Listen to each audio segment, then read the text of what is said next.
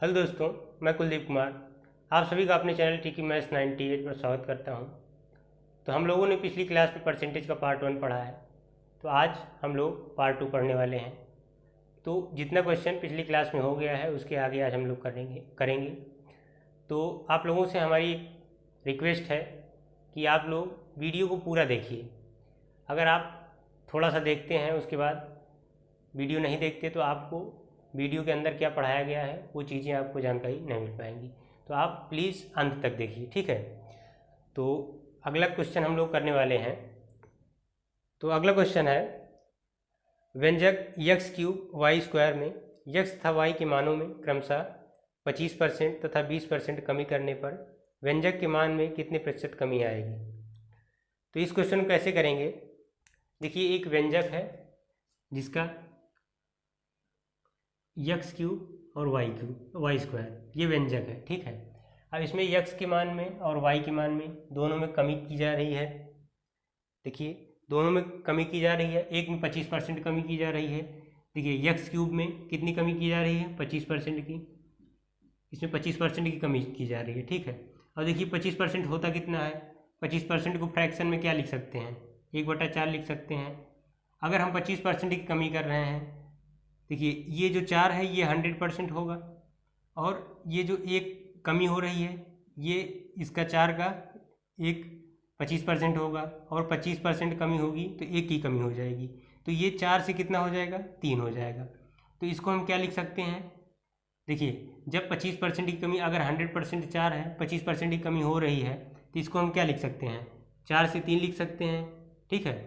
और इसी तरह जब y के मान में कितना कमी हो रही है, 20% की।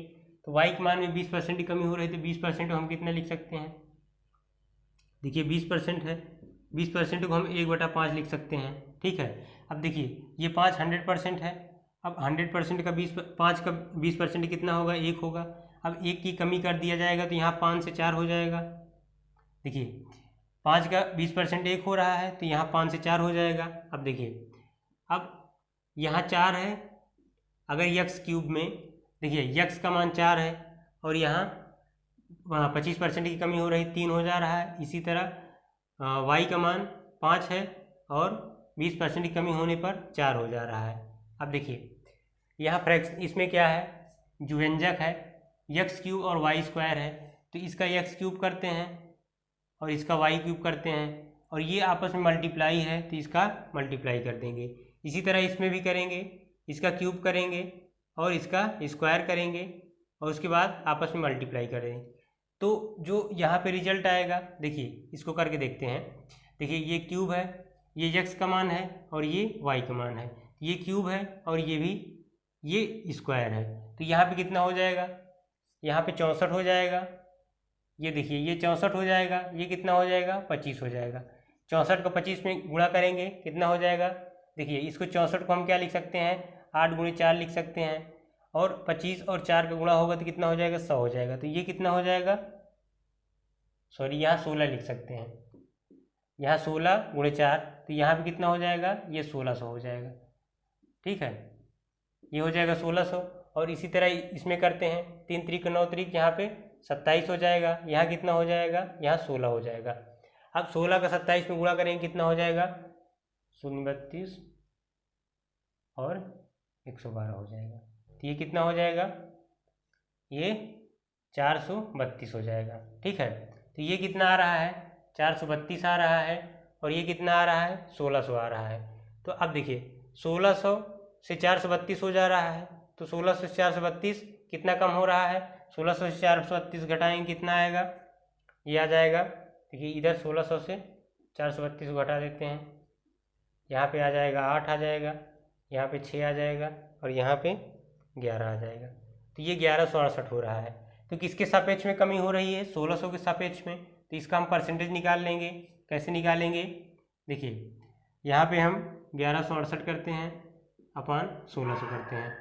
अब देखिए जब परसेंटेज निकालना है तो 100 से गुणा कर देंगे, तो 100 से ये 0 से 0 कट जाएगा। अब इसमें हम भाग कर देते हैं, 100 सत्ते 112 होता है, ये 7 बार में जाएगा, और 16 × 3 = 48 होगा।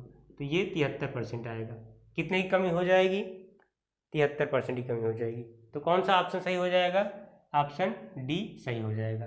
ठीक है, तो उम्मीद करते हैं कि ये क्वेश्चन आपके समझ में आ गया होगा। देखिए पूरी तरह से हम मतलब कैलकुलेशन भी समझा रहे हैं और कहाँ पे क्या किया जा रहा है वो भी समझा रहे हैं, तो इतना समय लग रहा है। देखिए ज़रूरी ये है कि आपको समझ में आए, ठीक है, आपको समझ में आए ये ज़रूरी है। बाकी अगर आप समझ लेते हैं तो उसके बाद आप जब कैलकुलेशन करेंगे और उसके साथ सवाल करेंगे तो आप फास्ट कर सकते हैं। ठीक है, तो ऐसे क्वेश्चन को अभी हम समझा रहे हैं, इस वजह से थोड़ा टाइम लग रहा है, बाकी फास्ट तरीके से करेंगे तो कम समय लगेगा। तो इसके बाद अगला क्वेश्चन करते हैं हम लोग।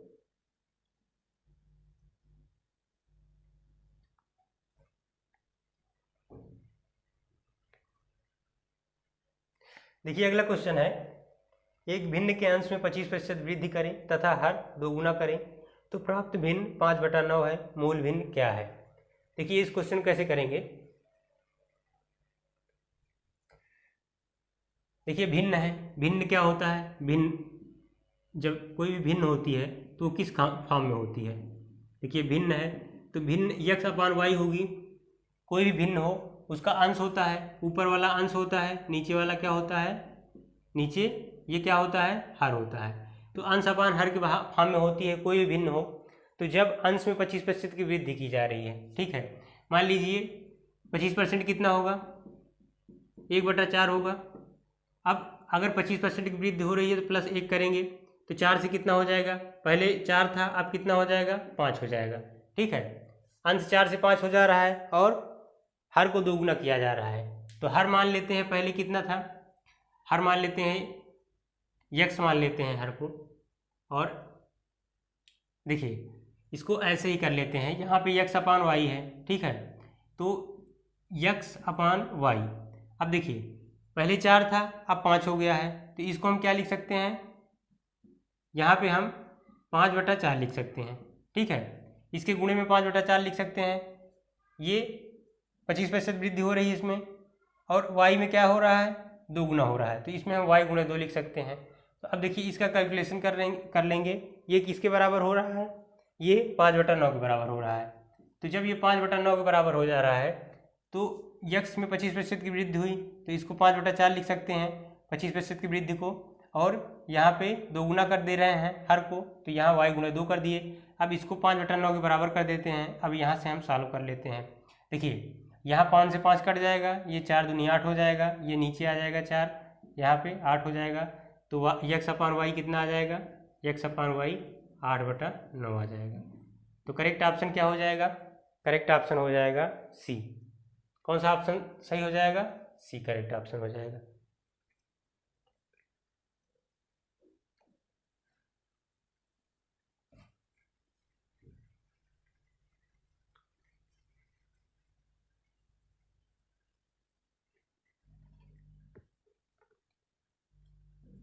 देखिए अगला क्वेश्चन करते हैं, ये 2 संख्याएं एक तीसरी संख्या से क्रमशः 30% तथा 40% अधिक हो तो दूसरी से पहली संख्या का प्रतिशत कितना है? अब देखिए इस क्वेश्चन को कैसे करेंगे। देखिए हम 3 संख्याएं मान लेते हैं, देखिए पहली, दूसरी और तीसरी। ठीक है, ये 3 संख्याएं हो गई हैं। अब देखिए पहली, दूसरी और तीसरी, ठीक है, ये 3 संख्याएं हैं।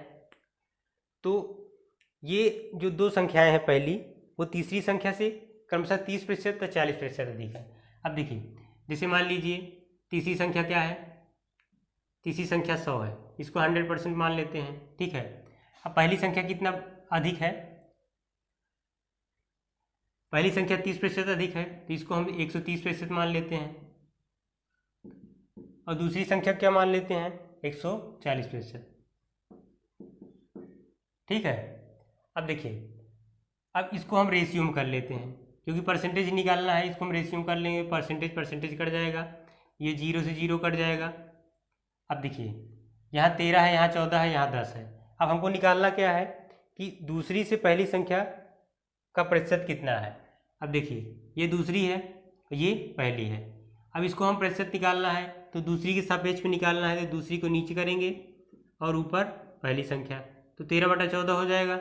अब 13/14 ये कितना परसेंटेज के बराबर होगा, इसको हम 100 से जब गुणा कर देंगे तो ये परसेंटेज आ जाएगा। अब देखिए ये यहाँ 7 हो जाएगा और यहाँ पे कितना हो जाएगा, 50 हो जाएगा। अब 7 से काटते हैं, ये कितनी बार में कटेगा, देखिए ये 650 हो जाएगा। अब ये 7 हो जाएगा, देखिए 7 9 63 होता है, ठीक है।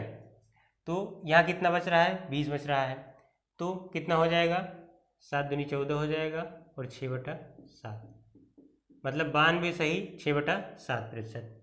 ये पहली संख्या दूसरी संख्या का कितना प्रतिशत है, 92 सही 6/7%। तो इसमें करेक्ट ऑप्शन क्या हो जाएगा, करेक्ट ऑप्शन हो जाएगा बी।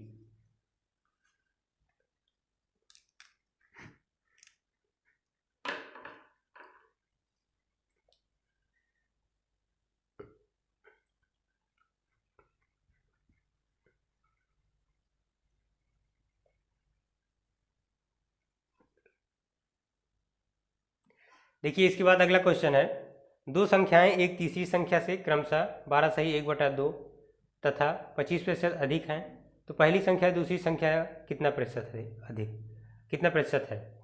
देखिए ये जो 12 सही 1/2 है, यहाँ पर प्रतिशत रहेगा, तो टाइपिंग में थोड़ा मिस्टेक हो गई है। तो देखिए इस क्वेश्चन को कैसे करेंगे, देखिए इसको भी ऐसे ही करेंगे। एक तीसरी संख्या है, तीसरी संख्या मान लीजिए ये तीसरी संख्या है, ठीक है, और ये दूसरी है और ये पहली है। अब देखिए जो तीसरी संख्या है उससे पहली संख्या 12 सही 1/2% है। अब देखिए इसको हम एक को जब हम इधर लिख लेते हैं, रेशियो बनाने में आसानी होगी, ठीक है, एक को हम इधर लिख लेते हैं। अब देखिए तीसरी संख्या कितना प्रतिशत, हाँ कितना प्रतिशत अधिक है,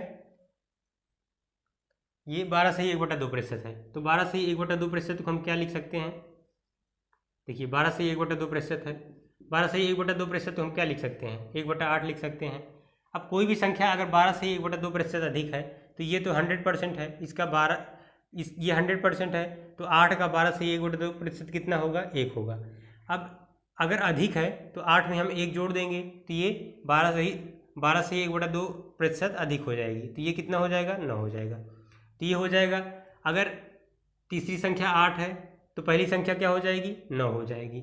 अब इसी तरह दूसरी संख्या में क्या है, 25% अधिक है, तो 25% को क्या लिख सकते हैं, 25% को 1/4 लिख सकते हैं। अब 25% अधिक है तो तीसरी संख्या 4 हो जाएगी, और 25% अधिक है तो यहाँ कितना हो जाएगा, ये 5 हो जाएगा। देखिए तीसरी संख्या 4 हो जाएगी और दूसरी संख्या 5 हो जाएगी। अब देखिए इसको आगे सॉल्व करते हैं। अब देखिए अब इसके इधर जगह खाली है तो इसका स्थान 8 ले लेगा, और इसकी इधर जगह खाली है तो इसका स्थान 4 ले लेगा। अब इसको हम सॉल्व कर लेते हैं। ये रेशियो बन गया है, ये हम रेशियो मान के चलते हैं कि ये आपस में रेशियो में है, ठीक है, तो ये भी रेशियो में है। और अब इनको देखिए अभी ये पूरी तरह से रेशियो में नहीं है, इनको हम रेशियो में बना रहे हैं, ठीक है, इसको हम रेशियो मान के चल रहे हैं। अब देखिए इसको हम रेशियो बनाने के लिए क्या करेंगे, यहाँ पे नहीं रहेगा। अब देखिए यहाँ पे गुणा करेंगे 5 और 8 का, देखिए कटने लायक है, हाँ 4 से ये कट जाएगा और ये 2 बार में कट जाएगा, जो कटने लायक उसको काट लेते हैं, तो ये हो जाएगा 5 दूनी 10 हो जाएगा, और ये 8 हो जाएगा, ये 9 हो जाएगा। अब देखिए हम किसी का भी निकाल सकते हैं कि कौन संख्या किस संख्या से कितना बड़ी है। अब देखिए इसमें हमें पता करना है पहली संख्या दूसरी संख्या का कितना प्रतिशत है। अब देखिए पहली संख्या कौन सी है, पहली संख्या ये है, दूसरी संख्या कौन सी है, दूसरी संख्या ये है, तो दूसरी संख्या 10 है, पहली संख्या कितनी है, 9 है, पहली संख्या दूसरी संख्या का कितना प्रतिशत है। अब देखिए ये कितना हो जाएगा, 9/10 हो जाएगा। अब 9/10 को कैसे परसेंटेज में करेंगे, 100 से इसमें हम गुणा करेंगे तो ये 10 से 10 कट जाएगा, ये कितना आ जाएगा, 90% आ जाएगा। और वैसे भी 9/10 है तो 9/10 कितना हो जाएगा, 90% हो जाएगा। अगर फ्रैक्शन में 9/10 है तो इसको हम कितना लिखेंगे परसेंटेज में, ये 90% होगा। तो यहाँ से हम निकाल भी लिए हैं और ये डायरेक्ट भी हम देख रहे हैं, डायरेक्ट भी हमें जानकारी है कि 90% ही आएगा। उम्मीद करते हैं ये सवाल आपके समझ में आ गया होगा।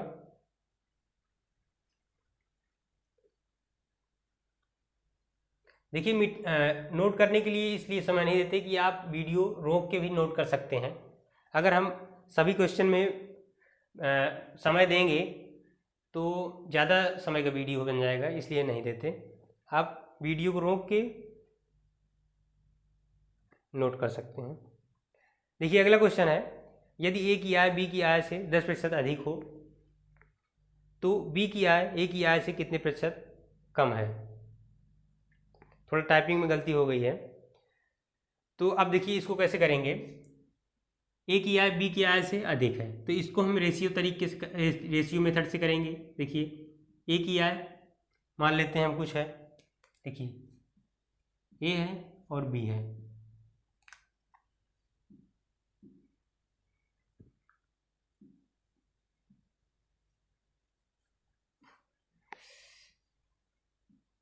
देखिए ए है और बी है।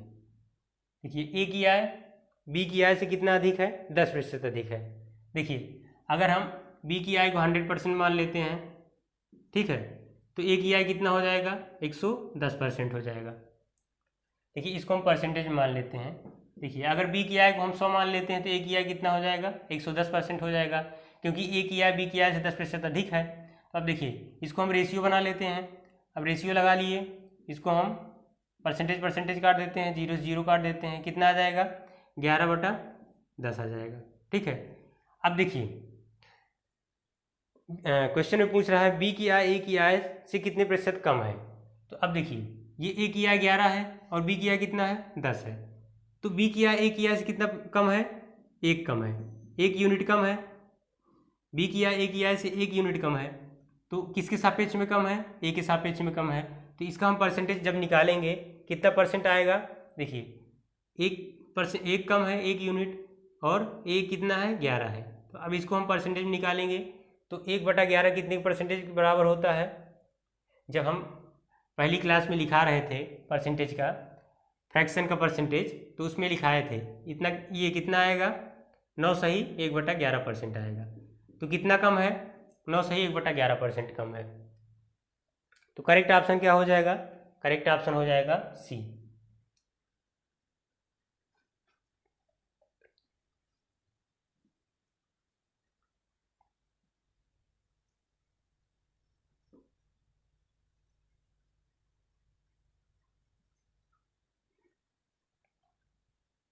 देखिए अगला क्वेश्चन है, नीता का वेतन पायल के वेतन से 25% अधिक हो तो पायल का वेतन नीता के वेतन से कितने प्रतिशत कम है। अब देखिए इसको करते हैं, देखिए नीता को हम n मान लेते हैं और पायल को p मान लेते हैं। ठीक है। अब देखिए नीता का वेतन पायल के वेतन से कितना अधिक है, 25% अधिक है। अब देखिए 25% को क्या लिखते हैं, 1/4 लिखते हैं। अगर 25% अधिक है तो +1 हो जाएगा, तो ये क्या हो जाएगा, 5/4 हो जाएगा। नीता का कितना आएगा, नीता का अधिक है तो नीता का 5 आ जाएगा और पायल का 4 हो जाएगा। अब देखिए इसको हम रेशियो में लिख लेते हैं, नीता का 5 हो जाएगा और पायल का 4 हो जाएगा। अब देखिए क्वेश्चन में पूछ क्या रहा है, नीता के वेतन से कितने प्रतिशत कम है, किसका, पायल का। पायल का वेतन नीता के वेतन से कितने प्रतिशत कम है। अब देखिए इसमें भी कितना कम है, 1 यूनिट कम है और किसके सापेक्ष कम है, नीता के सापेक्ष कम है। तो इसका मान कितना आ जाएगा, 1/5 आएगा और 1/5 किसके बराबर होता है, 20% के बराबर होता है। तो कितना कम हो जाएगा, 20%। पायल का वेतन नीता के वेतन से कितना कम हो जाएगा, 20%। तो इसमें करेक्ट ऑप्शन क्या हो जाएगा, करेक्ट ऑप्शन हो जाएगा बी।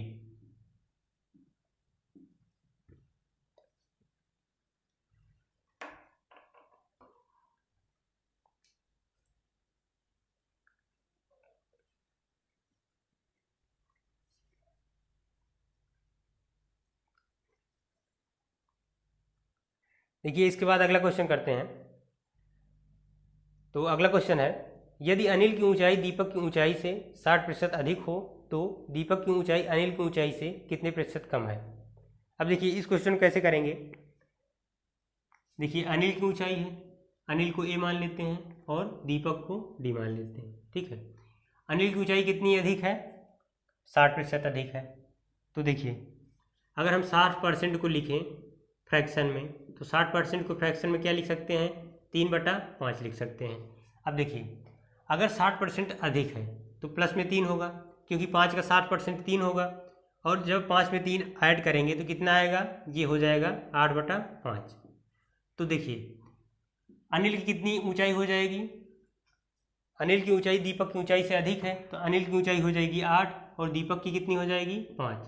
तो इनका आपस में रेशियो क्या हो जाएगा, 8:5 हो जाएगा। अब क्वेश्चन में पूछ क्या रहा है, अनिल की ऊंचाई दीपक की ऊंचाई अनिल की ऊंचाई से कितने प्रतिशत कम है। तो अब देखिए ये अनिल की ऊंचाई है 8 है और दीपक की ऊंचाई 5 है, तो अनिल की ऊंचाई से दीपक की ऊंचाई कितना कम है, -3 कम है। तो ये 3 यूनिट कम है, और किसके सापेक्ष में कम है, अनिल के सापेक्ष में कम है। तो इसको हम 3/8 कर लेंगे, क्योंकि इतना ही तो कम है।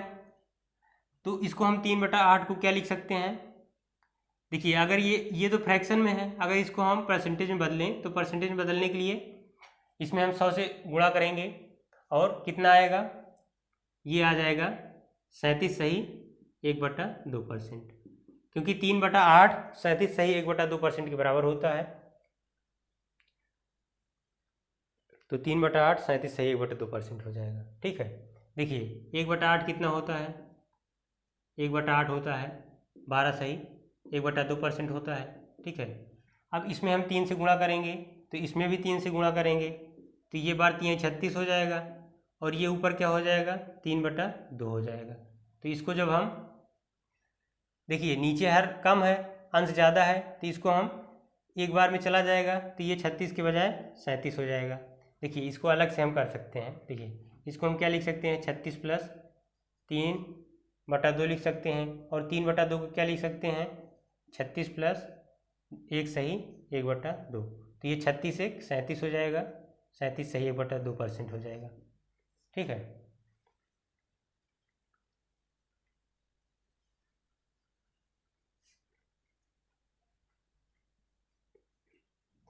ये अगला क्वेश्चन है, किसी वस्तु के मूल्य में पहले 10% की वृद्धि तथा उसके उपरांत 20% की वृद्धि की गई, यदि अंतिम बढ़ा हुआ मूल्य 33 हो तो प्रारंभिक मूल्य कितना था। देखिए इस क्वेश्चन को कैसे करेंगे, देखिए पहले 10% की वृद्धि हो रही है तो 10 से 11 हो जा रहा है, और उसके बाद 20% की वृद्धि हो रही है तो 10 से 12 हो जा रहा है। ठीक है, अब देखिए इसको हम आपस में मल्टीप्लाई करेंगे, कितना हो जाएगा 132 हो जाएगा, और ये 100 हो जाएगा। अब देखिए कितना वृद्धि हो रही है, 32% की। देखिए ये 100 के सापेक्ष लेंगे, कितना आ जाएगा 32% हो जाएगा। ठीक है, तो अब इसमें देखिए 33 है, बढ़ा हुआ मूल्य कितना है 33 है, तो ये 132 किसके बराबर हो जाएगा, 132 33 के बराबर हो जाएगा। तो 100 का मान हमको निकालना है। ठीक है, तो अब देखिए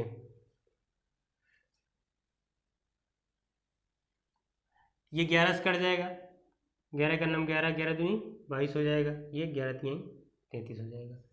तो 12 बराबर कितना आ रहा है, 3 आ रहा है, तो 4 बराबर कितना आ जाएगा, 1 आ जाएगा।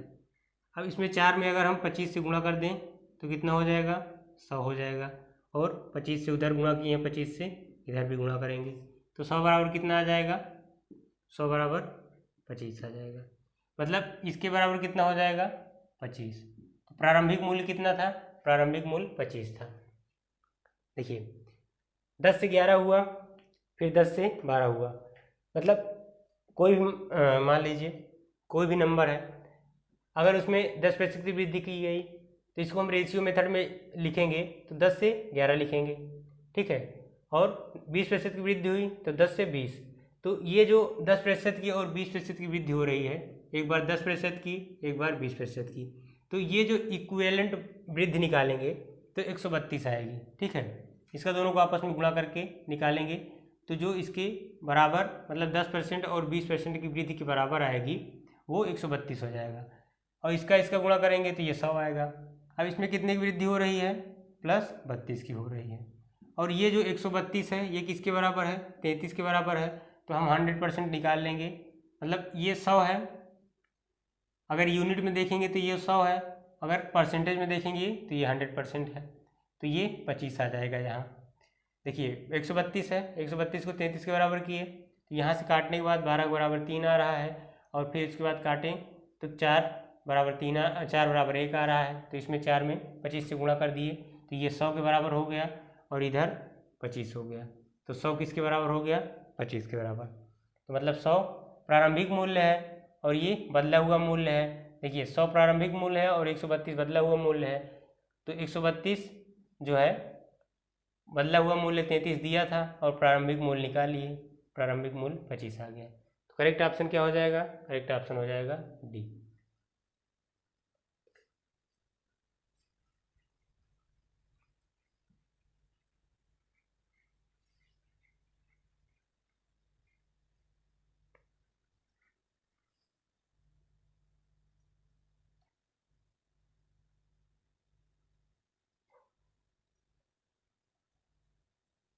देखिए अगला क्वेश्चन है 20% तथा 5% के दो क्रमवार बट्टे किस एकमात्र बट्टे के समतुल्य हैं? देखिए इसको कैसे करेंगे? देखिए इसको हम दोनों तरीके से बता रहे हैं। देखिए अगर हम 20% को लिखते हैं तो क्या लिख सकते हैं? 20% को 1/5 लिख सकते हैं। अब देखिए किसी भी नंबर में 20% की वृद्धि हो रही है तो वो 5 से 6 हो जाएगा, ठीक है, क्योंकि +1 होगा तो पहले 100% 5 था, तो 20% की वृद्धि होगी तो वो 6 हो जाएगा। अब देखिए फिर उसके बाद क्या हो रहा है? 5% की 20% तथा 5% की वृद्धि हो रही है। अब देखिए 20% 1/5 होता है, तो इसमें 20% की वृद्धि हो गई थी, ये 5 से 6 हो गया। अब 5% किसके बराबर होता है? 5% 1/20 के बराबर होता है। अब देखिए अगर इसमें 5% की वृद्धि होगी तो कितना होगा?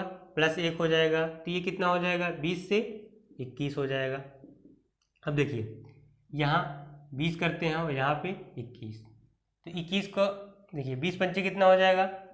100 हो जाएगा, और 21 को 6 से गुणा कर देंगे कितना हो जाएगा? 126 आएगा।